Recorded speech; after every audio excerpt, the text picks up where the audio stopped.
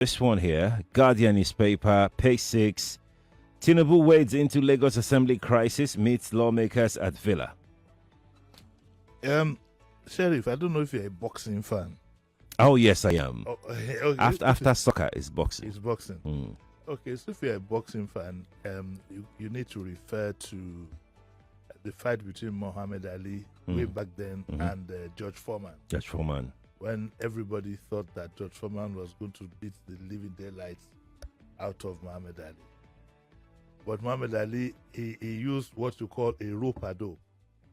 He softened, his people went and softened the ropes, they leaned back. Anyway, what Tinubu has done now is a political rope-a-dope. He knew this was where he was going to end. But tactically, he let everybody satisfy themselves. When he saw that he's getting to the climax, he invited everybody to the villa, which he could have jolly well done in the first instance. Because at the end of the day, it's his interest that is most important to him. And that's the way politics is played in Nigeria. It's his own interest. And his own interest is he wants to try, as Lagos West is very, very crucial in an election in Lagos. Lagos West is the most crucial. With Aregbesola gone, his flanks are wide open.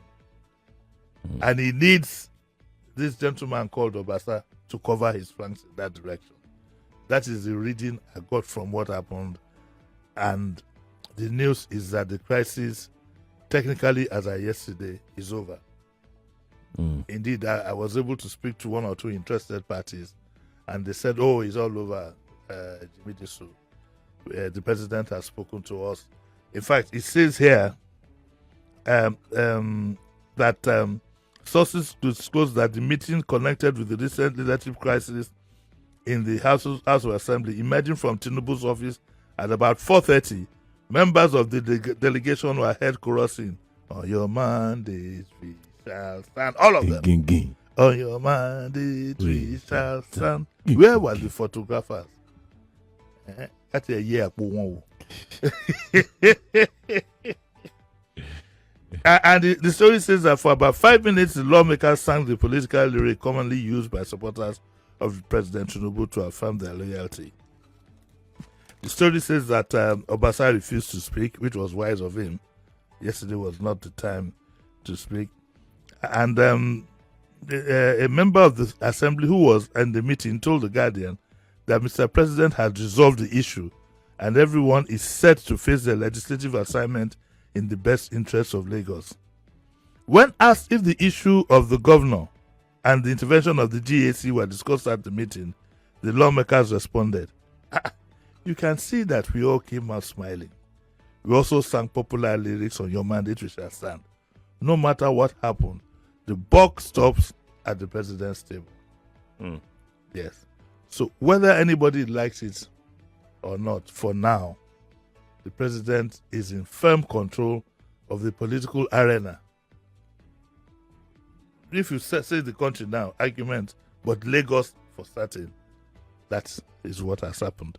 So you're not likely to, they say all's well that ends well.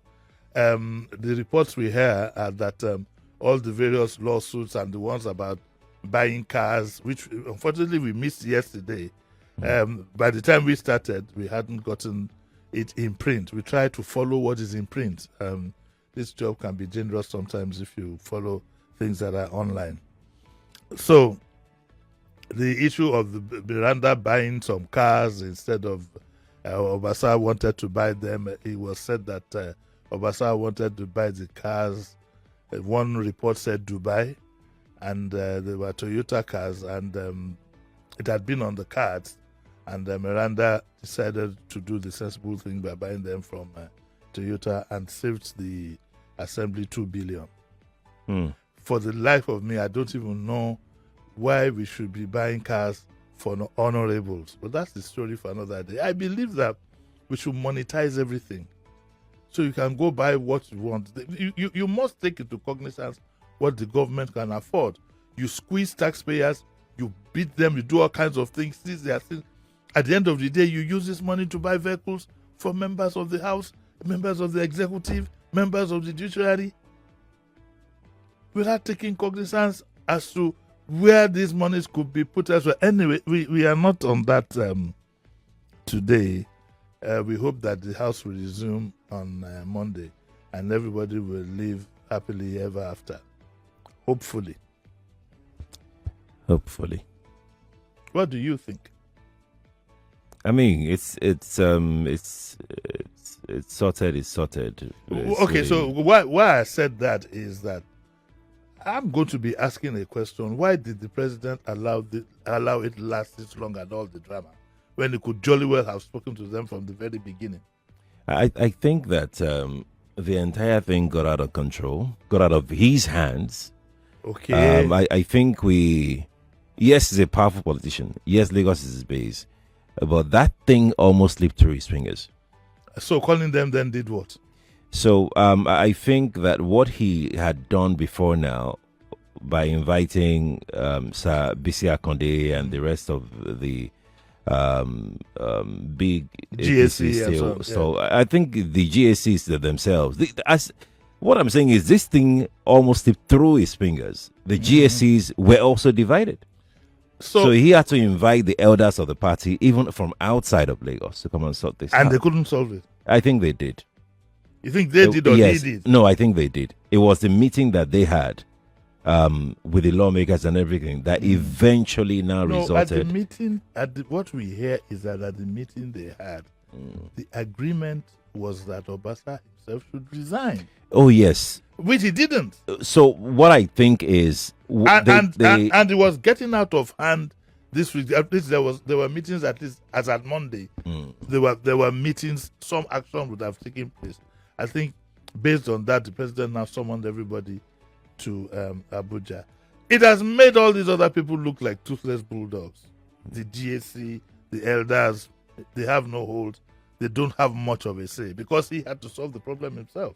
So I don't think that he solved the problem. I think the elders solved the problem. The elders got Obasa back in office. That is what the president wanted. So, but to stay in court.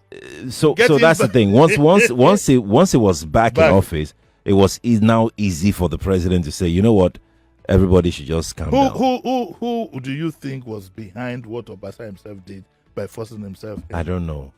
Because the paraphernalia with which he used, suddenly the paraphernalia that he used, surely there was some connivance from somebody at the very, very top.